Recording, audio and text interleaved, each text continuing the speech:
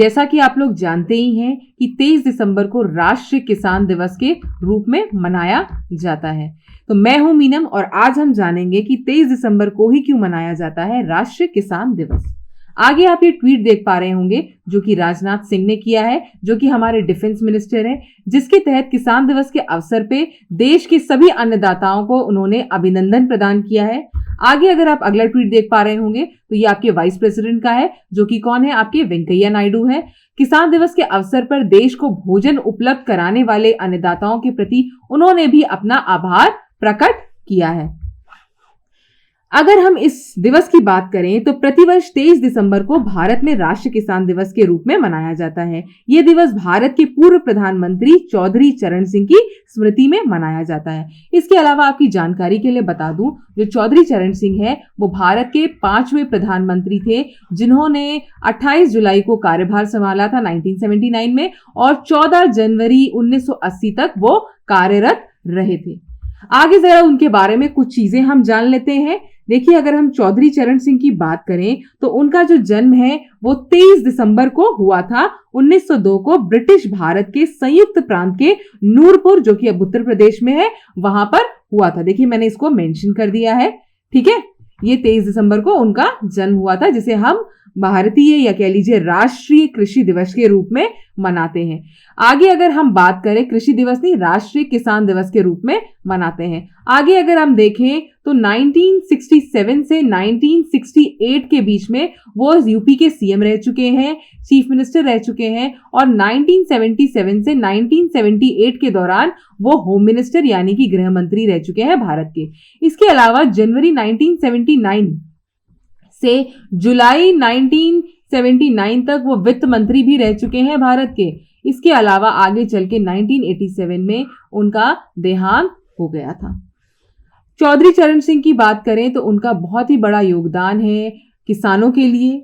आगे आप देख पा रहे होंगे इंडियन एक्सप्रेस का ये आर्टिकल, जिसके तहत उन्होंने 1979 में ये पब्लिश की थी न्यूज, जिसमें चौधरी चरण सिंह ने आपके प्राइम मिनिस्टर बन गए हैं, ये मेंशन किया गया था। आगे आप देख पा रहे होंगे इंडिया टुडे का ये आर्टिकल, जिसमें उन्होंने जो एग्रीकल्चरल लॉ के अगेंस्ट फार्मर्स हैं, विरोध कर रहे हैं, उसके बारे में बात की है। जैसा कि आप जानते ही हैं, मौजूदा समय में पंजाब और हरियाणा के किसानों द्वारा कृषि कानूनों का पुरजोर विरोध किया जा रहा है। भारत सरकार द्वारा पारित किए गए 3 कृषि सुधार विधेयकों के खिलाफ किसान विरोध प्रदर्शन कर रहे हैं। इन कानूनों को सितंबर 2020 में लागू किया गया था। तो ये बात आपको जाननी है, उन्होंने कब लागू किया था? सितंबर 2020 में ये कानून लागू किए गए थे। इन कानूनों को अगर हम बात करें तो इन कानूनों ने कृषि उत्पादों की बिक्री, मूल्य निर्धारण और भंडारण के नियमों में थोड़ी ढील दी है। तो जैसा कि मैंने अभी आपको क्या कहा कि जो बिक्री यानी कि सेल, मूल्य निर्धारण यानी एमएसपी की बात हो रही है और आपका भंडारण यानी कि स्टोरेज की बात हो रही है। इन तीनों ही चीजों को लेके किसान विरोध कर रहे हैं। उन्हें डर है कि ये जो आपके नियम है ये उनके लिए आगे चल के खतरा ना पैदा कर दें। आगे अगर हम बात करें तो इन कानूनों के असहमति के कारण किसानों ने एक शांतिपूर्ण विरोध शुरू किया। इस आंदोलन को दिल्ली चलो नाम दिया गया है, ठीक है। तो इस आंदोलन को क्या नाम दिया गया है?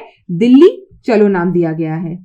इसके अलावा इस विरोध प्रदर्शन का नेतृत्व अधिकांश पंजाबी और सिख किसान कर रहे हैं। किसानों को भय है कि नए कृषि बिल उनकी आजीविका के लिए एक खतरा बन सकता है। आगे आप देख पा रहे होंगे कि जैसे कि आप जानते हैं कि जो भारतीय मीडिया है वो इसे कवर कर रहा है, तो इसके साथ साथ अंतरराष्ट्रीय मीडिया भी इस न्यूज को कवर कर रहा है। तो जो यूएस न्यूज है उसमें ये आर्टिकल छपा है, जिसमें मोदी की बिगेस्ट चैलेंज, जो कह लीजिए उनके लिए सबसे बड़ी समस्या जो है वो किसानों, वो आपके जो खेत हैं उनकी तरफ से आ रही है, इसके बारे में मेंशन किया है। आगे अगर हम बढ़े तो अल जजीरा, ये कहाँ का? कनाडा का आपका न्यूज़पेपर है, उसने मेंशन किया है कैनेडियन रैलीज के बारे में जो कि किसानों का सपोर्ट कर रही हैं। आगे अगर हम बढ़ें और बात करें चौधरी चरण सिंह के बारे में, तो आपको बता दूं उनका किसान कल्याण में बहुत ही बड़ा योगदान रहा है। अगर हम 1939 के डेप्ट रिडम्पशन बिल की बात करें, डेप्ट रिडम्पशन बिल जिसको कि हम क्या कहेंगे, ऋण मुक्ति विधेयक की बात करेंगे, इसका इंट्रोडक्शन किया था किसने? चौधरी चरण सिंह ने, जिसने निजात दिलाई थी आपके जो मनी लेंडर्स हैं, जो आपके फार्मर्स हैं उनको मनी लेंडर से निजात दिलाई थी। इसके अलावा अगर हम 1952 के जो आपका जो एबॉलिश किया था इन्होंने, क्या जमींदारी सिस्टम, ये उस समय क्या हुआ करते थे, ये एग्रीकल्चर मिनिस्टर हुआ करते थे और इन्होंने उन्मूलन किया था किसका, जमींदारी सिस्टम का। चलिए आगे हम बढ़ते हैं।